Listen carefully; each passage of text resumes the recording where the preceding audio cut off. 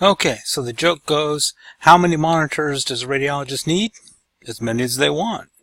The modern reading station has many applications competing for screen real estate. The voice recognition system, the electronic medical record system, the PACS work list, just to name a few. Typically, you need 2 color monitors to display those applications, and then barcode grayscale monitors are deployed in pairs, so you might have 2 color monitors and 2 barcode monitors for a 4-monitor workstation. For mammography and multi-slice modalities, it may be necessary to have 4 barcode monitors and 2 color monitors for a 6-monitor workstation. Those are the 2 most common configurations today. Are they the only configurations? No, of course not. In Hawaii, our mammo reading stations had 9 monitors on them. You couldn't physically sit and see all the monitors. You literally had to turn in your chair or roll your chair up and down to see 9 different monitors. It's however the radiologist wanted. The standard size for a barcode monitor is 21 inches. Displays larger than 25 inches cannot be viewed at the optimum distance of 18 inches without moving the head from side to side, and this could lead to neck strain. Barco offers single-use monitors from 17 inches to 30 inches. These monitors have a bezel. The bezel is the plastic border around the monitor edges, and bezel thickness ranges from a ½ inch to 2 inches. Most radiologists prefer thinner bezels so the images appear closer together. Barco has developed dual-use monitors, which are larger physical monitors that can be programmed to function like 2 single-use monitors. The single physical screen is split vertically, and this eliminates the bezel altogether. These are often color monitors so that they can display both grayscale and color-enhanced images at full resolution. Speaking of resolution, the actual display area of a monitor is divided into a matrix of pixels.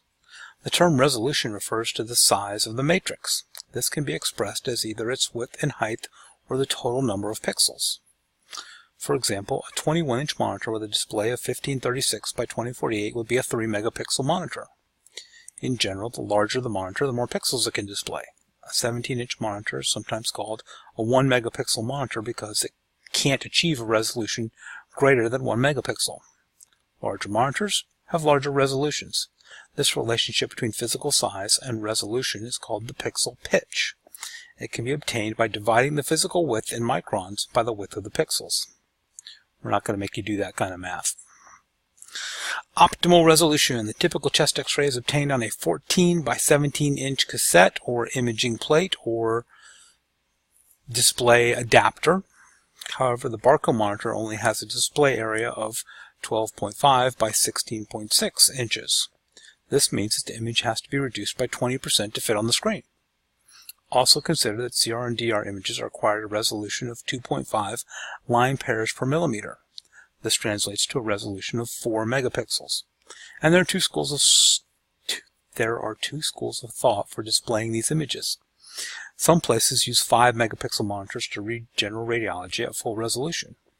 Other places point out that since the image has to be reduced to be displayed anyway, and seeing all 5 megapixels is beyond human visual acuity, that we use 3 megapixel monitors for general radiology exam reading. Also, there's a cost difference between a 3 megapixel and a 5 megapixel monitor, so I'm sure that plays a role in their thought process. Optimal resolution.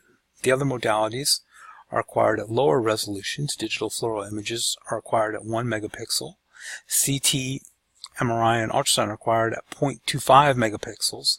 These are best viewed on a 3 megapixel workstation. In fact, viewing them at higher resolutions can cause a significant slowdown to workstation performance. To render a 0.25 megapixel image on a 5 megapixel monitor, each image needs to be digitally magnified by a factor of 4. This takes considerable computing power and it will cause the workstation to display the images very slowly. Luminance. Luminance is the brightness of the display. Barco expresses luminance in candela per meter squared. The ACR, that's the American College of Radiology, issues guidelines for luminance. ACR suggests that luminance should not...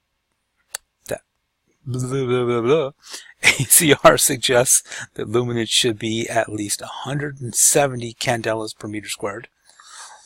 Lower than that, and the human eye cannot distinguish between 256 shades of gray.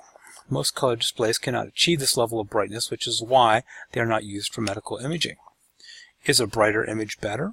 To some degree, yes. The brighter the display, the greater the difference between the shades of gray. Subtle findings are more obvious on brighter displays. However, there's a point of diminishing returns. Too much light from large white areas, such as the diaphragm on a chest X-ray, tends to blind the radiologist to nearby structures such as the costophrenic angles. Calibration. Medical-grade monitors come calibrated from the vendor and contain circuitry to maintain that calibration as long as possible. The main rate-limiting factor in the durability of a display is the backlight. The basic assumption is that as long as the backlight output is constant, the monitor will stay calibrated. Monitors have a sensor to monitor the light output and adjust it as necessary.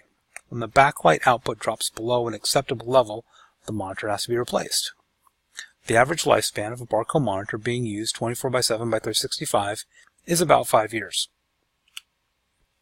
Barco monitors come with a standard VESA 100mm mount in the back. This standard mount allows the monitors to be placed on arms, wall mounts, and other mounting hardware. Arms allow the flexibility for the user to move the monitor in any position they like. However, over time arms tend to fatigue and the monitors sag forward on their arms. I find a better solution is to keep the monitors on stands and use a table that moves up and down to change the height. Although Barco monitors can be unlocked and rotated to a landscape orientation, they are almost always deployed in portrait mode. Graphics cards. Barco monitors come with matching Barco video cards. However, you need to specify which type of card you need for your PCs. Barco makes PCI, PCI Express, and AGP type video cards. Since not every type of card will fit into every computer, you need to check the expansion slots so you know what type of card you need to get for your PCs. And last, let's talk about the OR displays. Displaying images in the OR presents a different set of challenges. Although they are not performing primary diagnosis, checking intraoperative images is critical. The first challenge is the ambient lighting. Whereas a radiology reading room will be very dark, an OR is very bright. Consequently, the luminance will have to be set much higher on these displays. The second issue is geography. Because the surgeon may not be able to come to a monitor in a corner depending on how the room is set up for particular surgery, monitors may need to be mounted on a cart or a boom. And primary diagnosis, let me scroll back to the very slide about these different workstation types. Some of these workstation types will be used to make a primary diagnosis. Obviously, reading room workstations will be used for that, but also ER, right? The emergency room physician will use those monitors in the emergency room to make the primary diagnosis at, overnight. 2 a.m., 3 a.m., the radiologist isn't there. He will make primary diagnosis. Any place that a primary diagnosis is being made, you're going to have to have there's special legal requirements is what I'm trying to say, right? So you are responsible to meet all the legal requirements for a monitor that's being used to make a primary diagnosis. On a technologist workstation, they're not making a primary diagnosis at all. They're not making any diagnosis. So those don't have to have the legal requirements where a primary diagnosis is being made.